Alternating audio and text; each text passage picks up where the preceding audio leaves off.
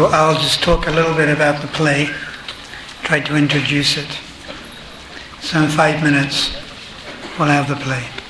We want to hear you speak about Radharani's glory.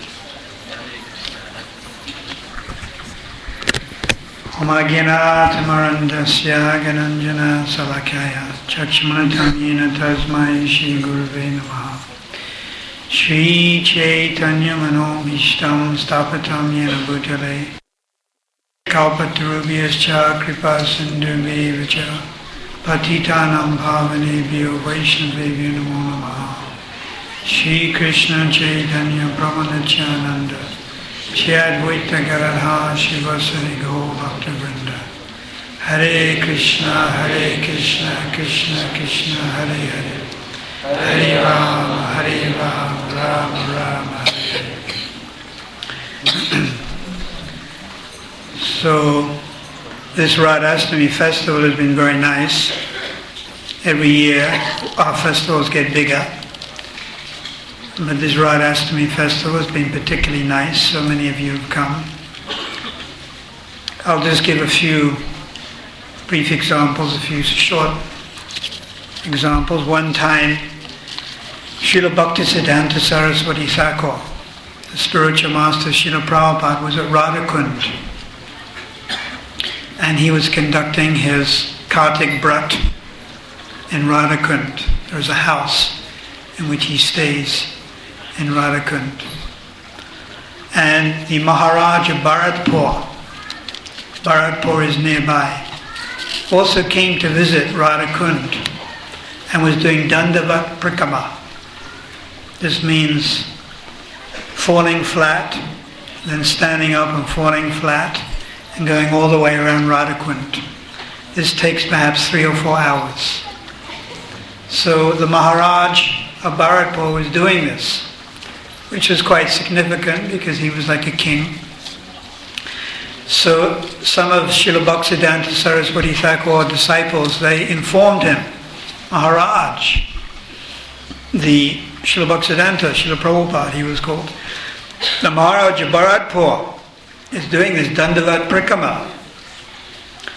And Srila Bhaktisiddhanta replied on that particular occasion, yes, that he is worshipping Radharani because Radharani is dear to Krishna. But we are worshipping Krishna because he is dear to Radharani.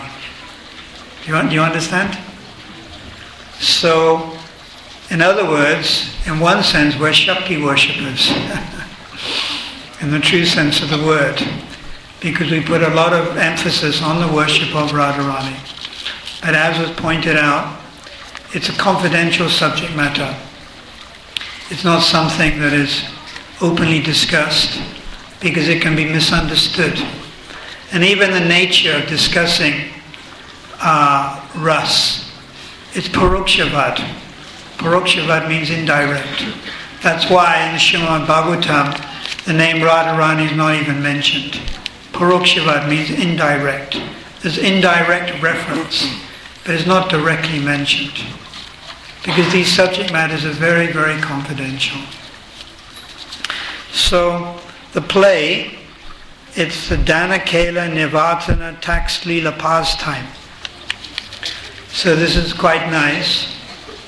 Of course, it's discussed a little in chapter 14, Madhya Leela. So I don't know whether the devotees playing the part will get it completely right. But I'll just give you a little brief introduction. Prabhupada writes in the Chaitanya Charitamrita that it is the nature of Radharani to dress very attractively and take a yogurt and cross the river.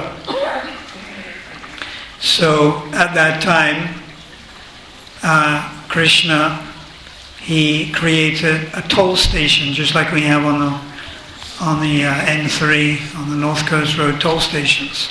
We have to pay some money. So the cowherd boys and Krishna were dressing as they were going to charge Radharani some toll, some money. So this will be described in the play. But there are so many levels of understanding it. We can just discuss some pastime. But these pastimes have been elaborately examined by Rupa Goswami especially. For instance, I'll give you one example.